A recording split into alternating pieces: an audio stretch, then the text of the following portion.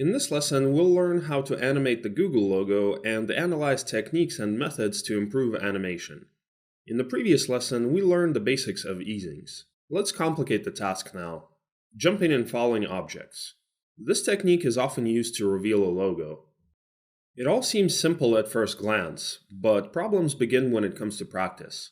Beginners can even miss noticing the issues due to lack of experience. As you might have noticed, the problem is that the objects freeze in the air wrongly and move simultaneously. But the latter is not that important at the moment.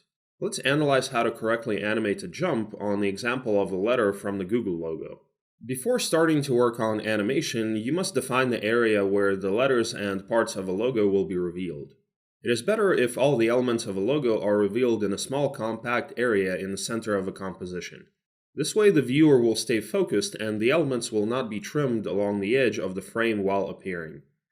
Think through the general timing, easing, and the order in which elements will be appearing. In this case, parts of the logo will be revealed one by one, and the entire reveal animation will take about 3 seconds. The main movement in it will be the flying out and falling of the logo parts. So, flying out or jumping objects. In real life, when you throw a ball or any other object up, notice how it freezes at some point for a mere second before falling. You'll need to recreate the same thing in animation. As a result, it will look natural. There should be an impulse in the beginning, then the object freezes at some peak point, and falls down with acceleration. In attachments for this lesson, you can find a project. Open the composition and you'll see a logo prepared to be animated. Let's animate the way the letter G flies out. We will need 3 keyframes for this. Let's move backwards. Set the final position keyframe on the 24th frame in order not to waste time searching for it later. This is often an issue for beginners. Then move 12 frames back on the timeline and create the peak point. It is crucial. Without it, you will be unable to control the object's freezing. The 3rd keyframe defines from where the object will start flying out. Press F9 and check the result. Currently, it hardly resembles the final result. Let's adjust the graphs. Enable Graph Editor. The flying out should be impulsive, with a slowdown. The situation with the falling is opposite. It needs to be smooth, with an acceleration. To configure the way the object will freeze, you need to adjust the height of the midpoint. But first, you need to combine incoming and outgoing velocity.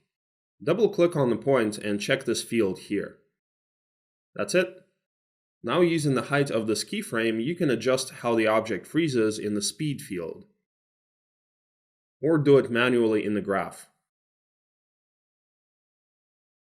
In addition to graphs, the weight and character of objects are influenced by the distance between keyframes and the length of the animation. It is clear that more active movements will end faster. In my case, the distance between the keyframes is the same, and the animation lasts 24 frames. The composition runs at 30 frames per second. This is the best speed. Flying out shouldn't be too slow or too fast in this case. So it is usually like that. The cases when the task is to make the flying out in slow motion or when an object should behave as if in zero gravity may be exceptions. It all depends on your task and imagination. But try to create animation taking the laws of physics into account and maintaining the overall pace for all elements. You can experiment with how objects freeze, but everything should be in harmony. In these examples, objects are flying out following the same principle. All objects usually move following arc-shaped trajectories. This is one of the animation principles. We already talked about it in the previous lesson. Now we will figure out how to use it in practice. Let's get back to the Google logo. Pay attention to how it is revealed. All letters except the first one fly out and follow arc-shaped trajectories. First, let's take a look at how the letters G and L are revealed. We will return to the rest later, as they are created in a different way. The lowercase letters G and L.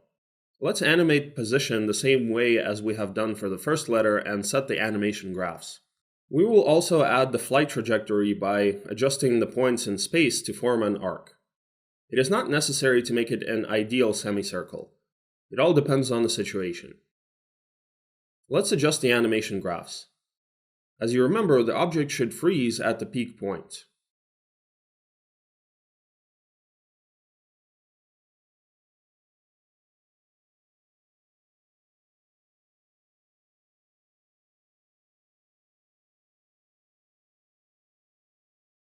Great. Now let's animate the letter L and create a trajectory for it. This animation will consist of 4 keyframes, of which 3 will be the animation of the object flying out, and additional 1 for the object sliding to the final position. Let's set the trajectory. Right-click on the selected keyframes and select the keyframe interpolation parameter. Apply linear interpolation. Apply Bezier only to the peak point. To do this, select Pen tool and holding down Alt, click on the right point.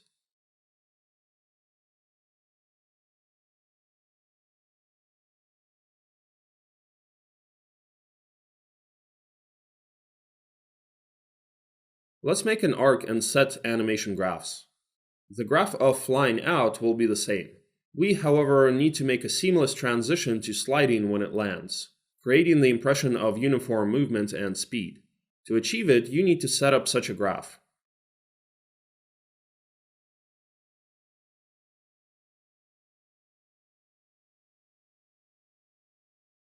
Let's finalize the animation and add rotation for the object. When it jumps in, the letter will be parallel to the x-axis. Before it reaches the peak point, it rotates 1 time. When it lands, it reaches its final position. Let's set the graphs. We will rotate it smoothly when it freezes. Raise this point a little to make the graph smoother. Great, let's see what we got. We have covered the principle on relatively simple examples, but it applies to more complex objects as well. Multi-component figures, characters, and any other objects will look natural and harmonious moving in arc-shaped trajectories. Unless these are some kind of mechanical or very fast movements, as I mentioned in the previous lesson. Objects stretching is also quite often used in animation.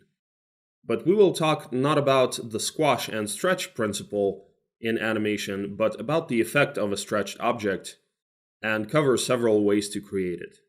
In order not to get confused, take a look at these examples. The squash and stretch principle. It is used to convey the weight and elasticity of the shape of animated objects. To create realistic animation, it is important to maintain the volume of an object. If you stretch a ball vertically, then it should correspondingly squash horizontally. The stretching effect looks more expressive and is used to create a certain style of animation or convey the speed of an object. Let's analyze several ways to achieve this effect. The main thing is not to do it using scale. In this case, the shape of an object and the thickness of its lines will distort. You should maintain the thickness of the lines and the shape to keep an object recognizable in animation. The first method is to stretch objects using the path parameter. We will continue animating the Google logo and make the letter fly out with stretching. Select the letter with the capital letter G. We already have the animation of it flying out. We have made it to get familiar with the principle and adjust the right easing. If you have more complex objects, it is better to animate all of them using simple figures to determine the timing, easing, and the order in which the elements will be revealed. And then, following this example, you will be able to animate complex objects. Let's return to the logo. Duplicate the letter. We will use it as a reference. Place the duplicate letter a little to the left and delete all the keyframes for the first letter. To stretch out this object correctly, you need to add a couple of points to the path parameter. Add them where you want to stretch the object. Let me remind you that animation consists of the following stages: flying out, stretching, freezing, the object squashes, and falling down, stretching. Create the first keyframe on the 24th frame to avoid searching for the final position of the path later. Switch it to the toggle hold mode with Ctrl-Alt-Click. Go to the very beginning of the timeline and move path to the moment when the letter starts flying out. To make it easier to adjust path, switch the second keyframe to toggle hold as well. Otherwise, path will start moving and it creates problems. Next, let's do the stretching out. Select the upper part of the letter and drag it up to the reference.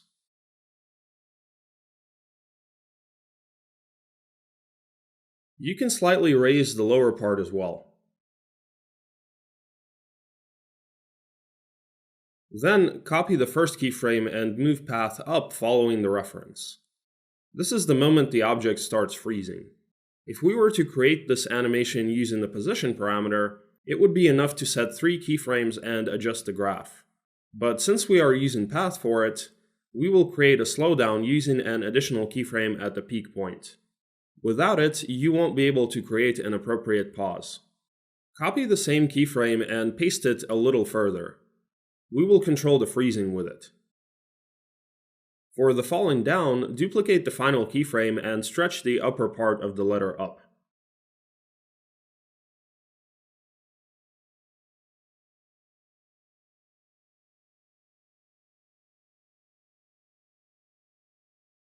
Done. Press F9 and set up the easings so that the animation resembles the reference.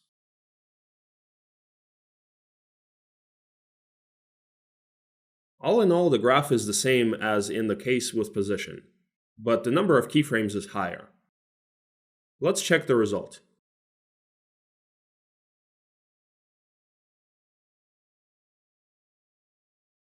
Great. Let's move on. The next letter with the stretching is lowercase g. Let's combine the animation. We will leave the keyframes for position and stretch it when it is flying out with path. Let's create animation keyframes on path. This is the final shape. At the peak point, when the letter freezes, it returns to its normal size. Let's move the keyframes to the moment when the letter is at its peak.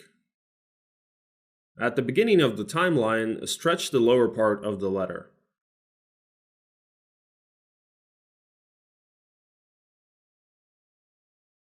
The very first keyframe will be the original shape.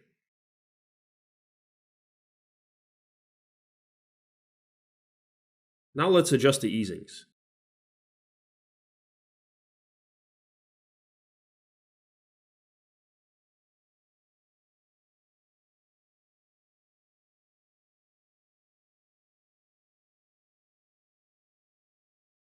Excellent. Here are a couple of examples of how this technique is used. For more details and other ways of stretching, watch the bonus video. We have covered stretching with path. The letters O and E are made using shape modifiers. Let's see what this means. Animating the letter O. Using Ellipse tool, create a circle of about this size. It will be the movement trajectory. Leave only the stroke. We will not need filling.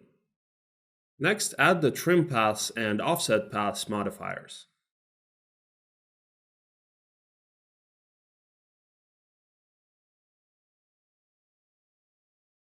Let's adjust the stroke parameters and its modifiers to make the shape the same as the letter. To round the shape, select Round Join in Offset Paths. Adjust the shape. I will paint and rename the layer. Let's animate using the Trim Paths modifier. The start of the reveal will approximately be in the final position. It will move clockwise. Create keyframes on the Trim Paths parameters.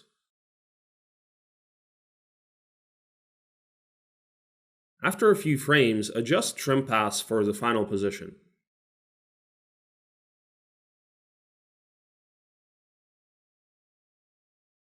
Press F9 and set the easings.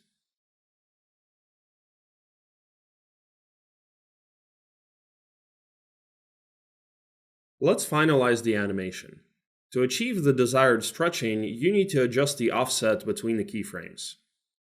This offset is, in fact, the stretching setup. The wider it is, the wider is the stretching, given that their easings are the same. Let's continue adjusting.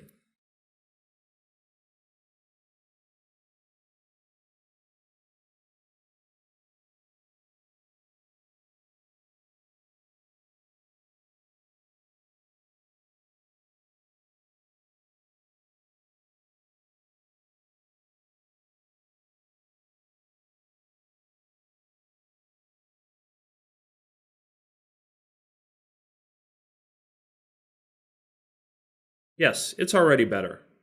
You can also animate the offset parameter in trim paths.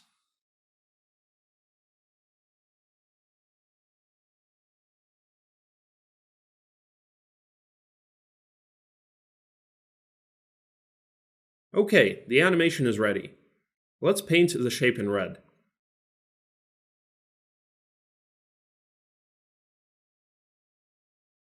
Animating the second letter O. The principle remains the same.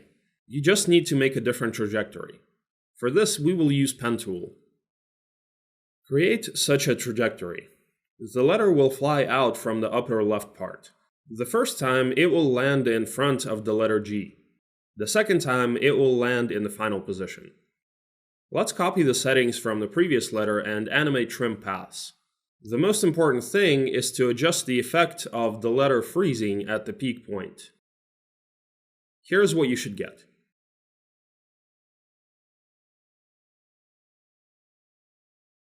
The last letter E will be revealed the same way as the red letter O, except it will be stretched out in the opposite direction. So we can copy and adjust it.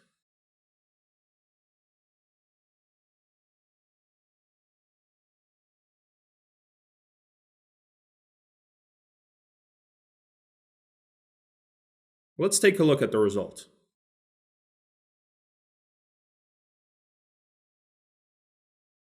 Awesome! Here are a couple more examples accomplished using this stretching technique. As you can see, it looks quite impressive. Now let's set up the successive reveal of the letters. First, disable unnecessary layers and hide them. Arrange the layers.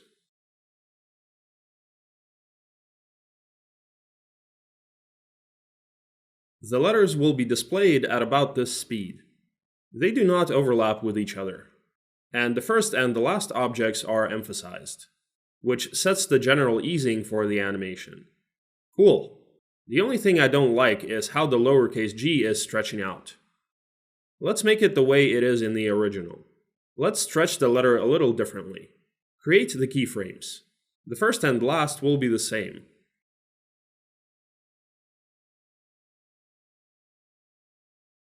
When the letter is stretching, move this part of the object down. And now copy the easings using the Easy Copy script. Done! Let's look at the result. Yes, it's much cooler now. At this stage, we already have the reveal of all the logo letters. It's time to refine small details to improve the animation. Let's start with the object deformation techniques and then proceed to damping oscillations. All these additional details are used to make the animation more expressive. Among these details are follow-through and overlapping actions, squashes and stretches, bounces, and offsets. We will start finalizing the animation with the uppercase G. When it freezes, it looks too clumsy. So we will add a slight movement to it using position. Let's create the animation keyframes. I want the letter to keep gradually moving up when it freezes. Apply easings and customize the graphs.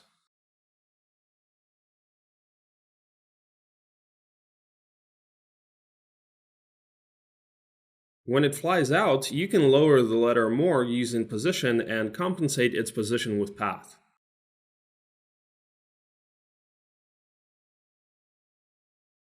Let's take a look at the result. When it falls, it moves a bit. Let's fix it by moving the keyframe a little to the left. And let's make the graph steeper. Cool. Now let's add overlaps for the letter G by animating path. I'll create an overlap at the moment the letter falls. Everything is logical. The more the object accelerates, the more it overlaps. At the same time, the more it overlaps, the more soft or rubber-like it seems. Avoid creating many additional animation keyframes in order not to get into troubles with adjusting them further. Let's also add an overlap for the lower part of the letter and deform path.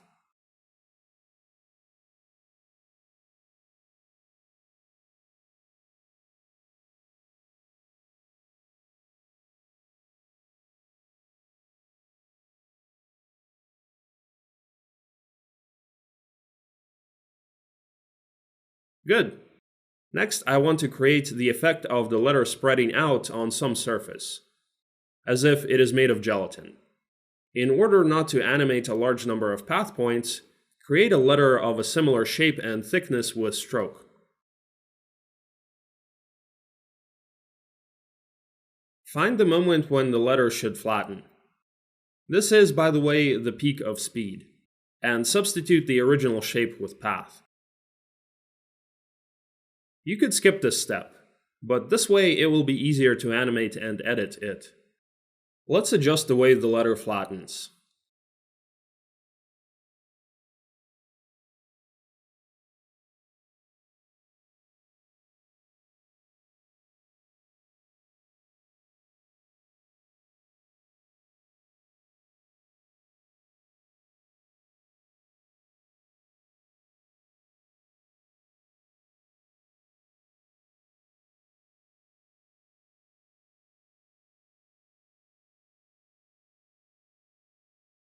As soon as the letter begins returning to its original form, we will replace it again, but with the original shape.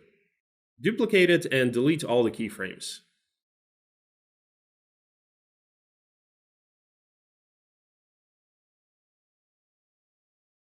Now let's create damping oscillations for the letter.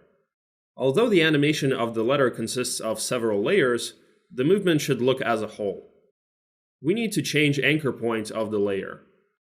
Using the Motion Tool script, set anchor point at the bottom. Next, create the residual movement by animating scale, taking the squash and stretch principle into account, meaning we should maintain the proportions of the object. Great, now let's add bounces. Select the keyframes and click the Elastic button in the Motion Tools script. Pay attention that I have not applied F9 to the keyframes, as the speed value should not be equal to 0 on the last keyframe of the animation for expressions to work correctly. Otherwise, expression will either fail to work or oscillations will be very weak. In the right parameter, you can enable the display of the expressions graph. Now, by changing the height of the point, you can adjust damping oscillations. Their basic settings are in the Effect Controls tab. You can leave the ones we have by default or configure them as you wish. The main thing is to make them look harmonious and avoid making the oscillations bigger and sharper than the movement itself. Let's apply the CC Bendit effect to the letter G to skip animation in the oscillations on the tip with path. This is probably the most frequently used effect. Watch the bonus video for more details. In this case, it is used for damping oscillations.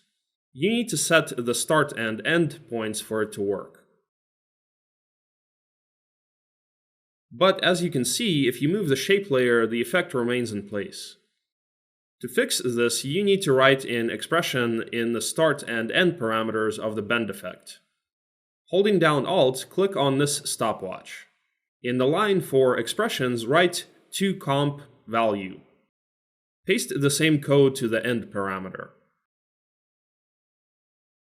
Next, adjust the location of the points again. Now, if we move the layer, it seems like the effect is linked to it. Select Static in Render Pre-Start to ensure its correct work. Let's animate the bend parameter and apply damping oscillations.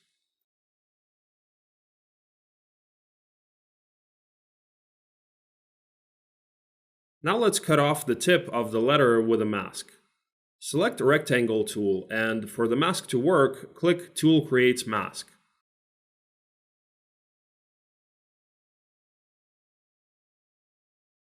Next, duplicate this layer.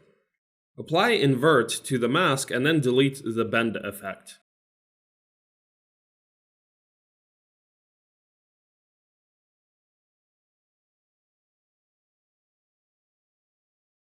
Let's make the reveal of the letter at the very beginning of the animation. Move all layers to the right a little. Duplicate the layer with Path, the one that has been used to flatten the letter, and move it to the beginning of the timeline. Delete all the keyframes, leaving the original letter shape. Adjust its position.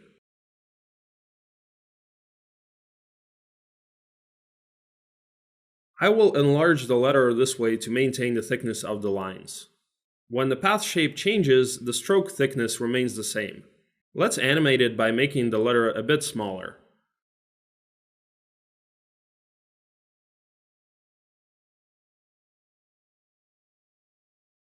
Now let's create another shape. It will be a line.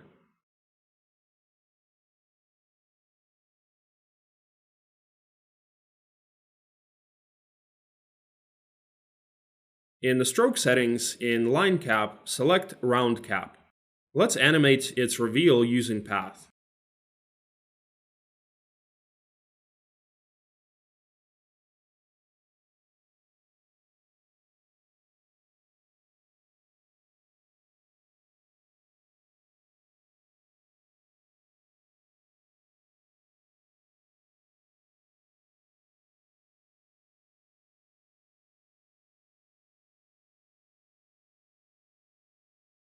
Cool. Let's finalize the residual movement of the letter G.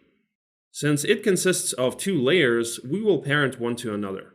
Remove all expressions and keyframes from the upper layer, and parent them to the lower layer parameters. It will be easier to animate it this way.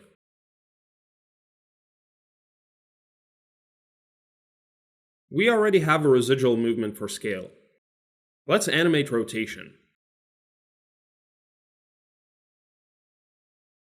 Apply elastic to it.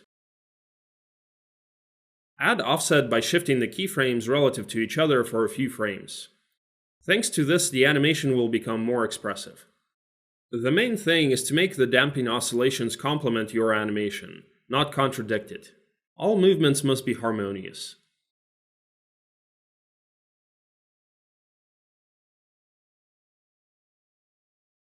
For the letters O and E, we will apply damping oscillations and replace them with the original shape.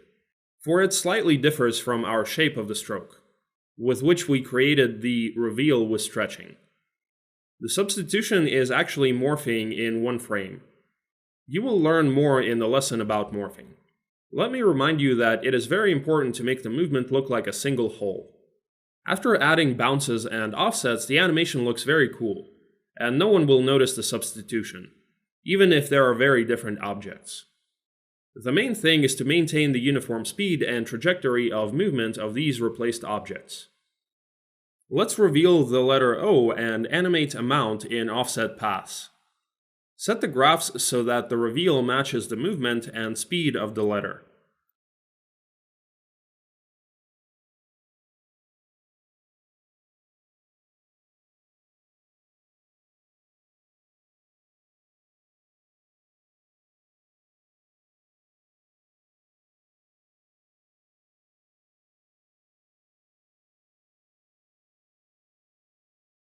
When the letter is substituted, create damping oscillations for position and scale. There is no point in animating rotation for this layer. Create the animation keyframes. Apply the oscillations and offsets to them.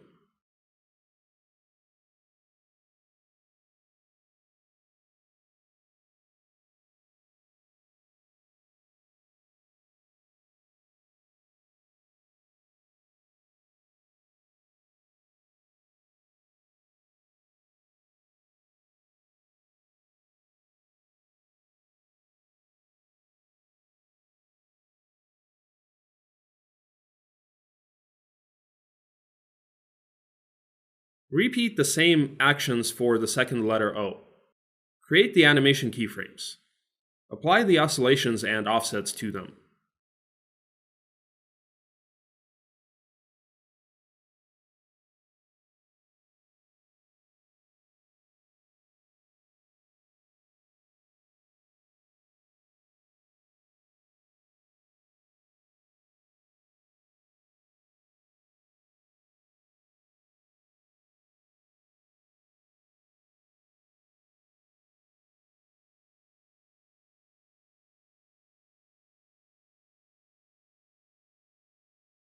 The letter G. We can make it rotate a little when it flies out and falls down.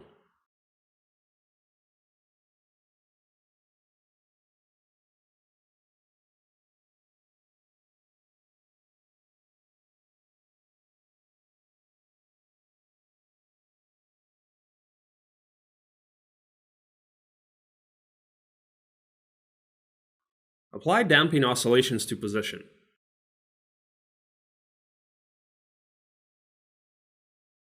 Since the easing is applied to this parameter, we enable the display of the expressions graph. Now let's adjust the height of the last keyframe until we get the desired result.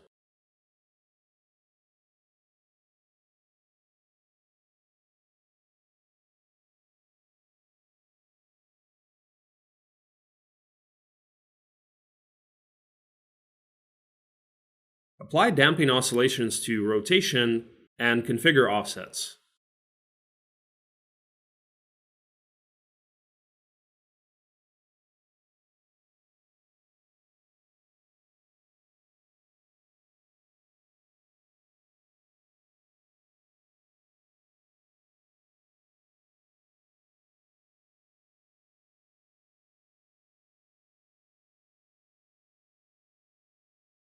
Let's animate scale as well to make our animation more expressive.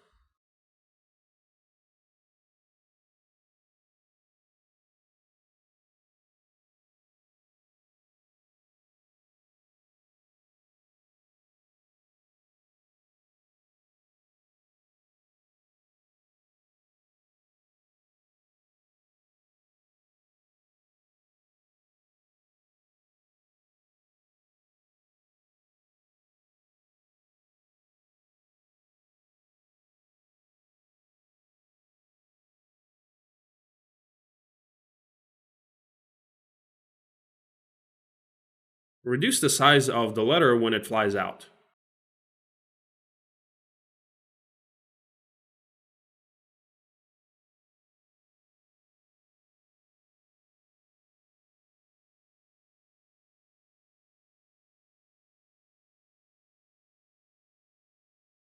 Now we can stretch out the tail of the letter when it falls.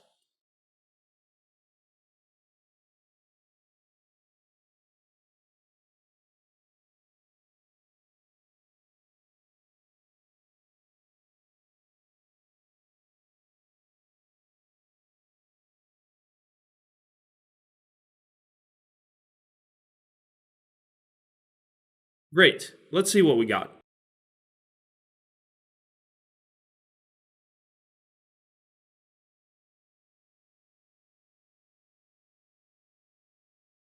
The letter L. We will apply the CC slant and bend effects to it. Slant has a point that defines the way distortions work. You should place it at the base of the letter L. And to make the effect follow the layer, apply 2comp value to this point, as I've already done with bend.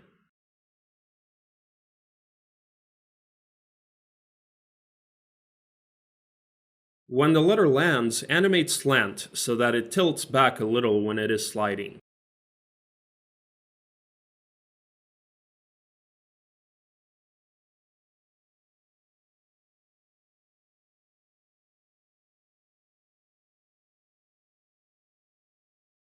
Adjust the animation.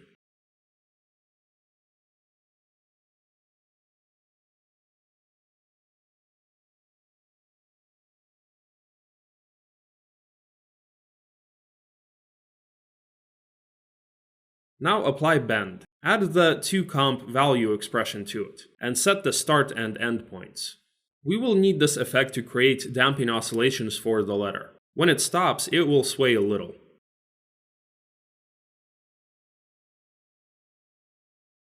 Select static in render pre-start, and animate the bend parameter. After the letter stops, its top continues moving by inertia. This is a follow-through movement. Then it gets back. Let's apply damping oscillations and adjust the animation. The object is slightly trimmed by the bend effect. You need to adjust the upper point. Let's raise it a little higher. Continue setting the animation. It is necessary to catch the moment to smoothly merge the slant distortion effect into the bend follow-through movement.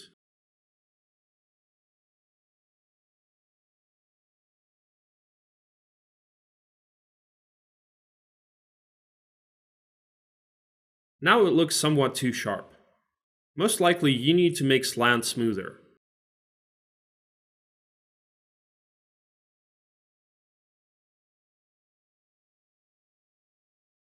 The result looks great. For deformations and effects tricks, see the bonus video. To the letter E, when it is substituted, also apply damping oscillations, as well as to the letter O, except here we will add another residual movement on rotation. Let's create the animation.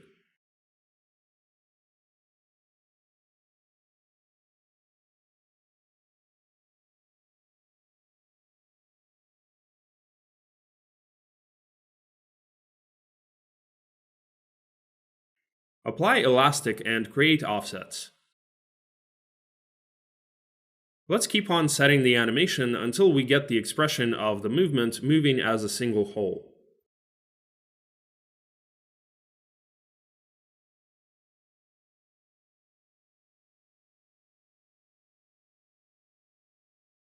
Same as in the case of the letter O. Let's create the reveal with the help of the amount parameter in the offset path modifier. Adjust the animation.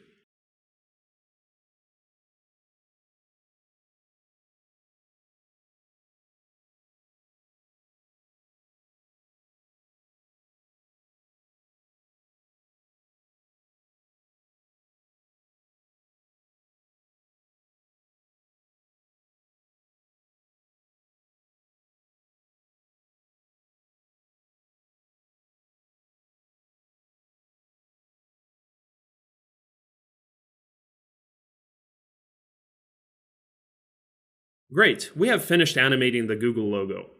We have covered the principles of animation in practice and solidified the knowledge. In your homework, you will need to animate a logo in a similar style, using the techniques from this lesson. And that's it. Bye everyone.